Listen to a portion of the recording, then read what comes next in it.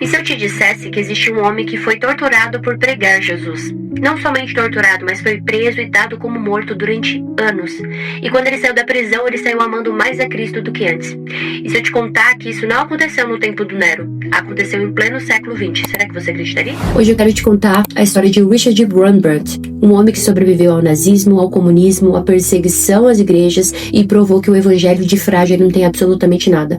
Muito pelo contrário, ele é forte o suficiente para sobreviver à prisão, à dor e principalmente à tortura. Richard, ele foi um pastor evangélico na Romênia e, segundo a obra, ele passou 14 anos preso em prisões comunistas. Foi torturado, mas se tornou a principal voz daquelas chamadas igrejas subterrâneas, as igrejas que foi fiel a Cristo, mesmo sob forte perseguição, e tiveram que se manter em segredo por muito tempo. O livro Torturado por Amor a Cristo apresenta que quando os comunistas eles invadiram a Romênia, o Richard ele começa um ministério clandestino para pregar realmente o evangelho aos povos e principalmente aos soldados russos. Nesse período ele sofreu muito, a sua esposa também, e por anos a família dele recebeu mensagens e informações de que ele havia sido dado como morto. Mais tarde ele foi solto, voltou ao ministério e foi preso de novo. E a história relata que a sua negociação, a sua libertação, ela foi feita e negociada por crentes, porque o regime da época vendia os presos políticos, e conta que a sua negociação foi um valor altíssimo.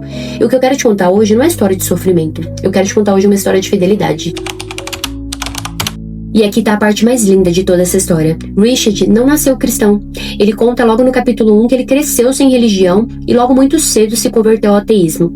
E não é que ele não gostava de Deus, ele odiava a ideia de Deus. Ele lia muitos livros do ateísmo, mas tinha aversão principalmente à religião. Mas ao mesmo tempo existia um vazio dentro dele, e nessa parte ele descreve algo muito humano, que ele fala: eu sabia que Deus não existia, mas eu sentia tristeza porque eu desejava que existisse um coração amoroso no centro do universo. E é nesse momento que ele faz uma das orações mais desafiadoras da vida dele. Ele diz: Deus, eu sei que tu não existe, mas se existires, revela-te a mim. E enquanto ele orava isso, em uma outra vila, havia um velho carpinteiro orando a Deus, pedindo para que ele enviasse um judeu para que ele pudesse anunciar Cristo. E Richard é atraído nessa vila e ele lhe entrega uma Bíblia. Esse homem acaba lhe entregando uma Bíblia. E Richard ele vem contando que essa Bíblia parecia que havia sido escrita em oração e com muito amor. E logo ele não percebe, mas ele já está quebrantado diante de Jesus. Isso aqui foi poderoso para minha mente, porque eu percebi que ninguém tá longe demais da graça de Deus. A graça de Deus, ela alcança um ateu convicto. A graça de Deus, ela alcança até uma pessoa que odeia a fé, porque quando a gente percebe, a salvação ela começa em Deus e não no homem. É uma iniciativa do próprio Deus para as nossas vidas.